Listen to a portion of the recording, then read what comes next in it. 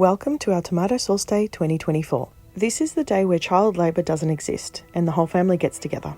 You want to wash and clean your tomatoes well and cutting off all impurities. Bring them to the boil till their skin splits. Now it's time to pass it through the machine. You load your tomatoes at the top, forcing them through, and as you can see it separates the liquid and the pulp. Now every family does it differently. There's no right or wrong answer. Some people boil before, some people boil after. Actually, we boil a lot, as you'll see by the end of the video.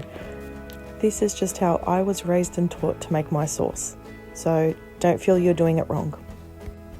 Now we like our tomato sauce really thick, so we tend to strain it quite a bit. And as well as straining, I will pass the pulp 2 times through the machine. So when my bucket is almost full, I grab the pulp, I load it in the top, I pass that through, and then I will pass it again. I just find that this really helps in giving the sauce a real rich thickness, and the skins are so dry that then I add them to my compost heap. I actually see a lot of people getting this pulp and the leftover skins and turning them into a paste or into a powder for different seasoning purposes, so that's another thing you can look at doing, which I haven't attempted yet.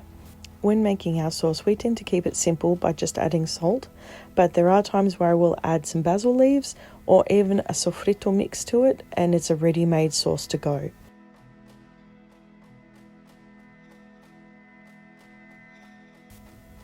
Now you transfer your sauce to the tub with a tap for the sauce bottles, and we add some salt. Now this is all very scientifically measured out, and it's 3 handfuls, very generous handfuls.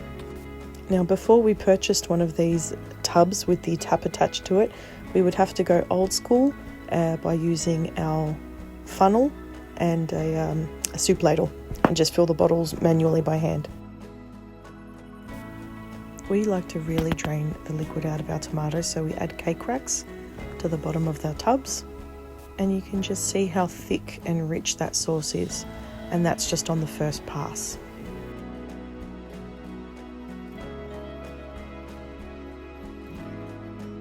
For the final step, we get a big barrel and we layer blankets and sheets with the bottles, and we alternate each layer so we can have the bottles boiling away and not break against each other. This step is really important because it aids in sterilizing the bottles and sealing the lids on properly, and you can have bottles that last for up to 2 or 3 years. Here we have our daughter Sophia giving the quality control taste testing, and as per tradition we make a fresh sauce for that night. Buon appetito!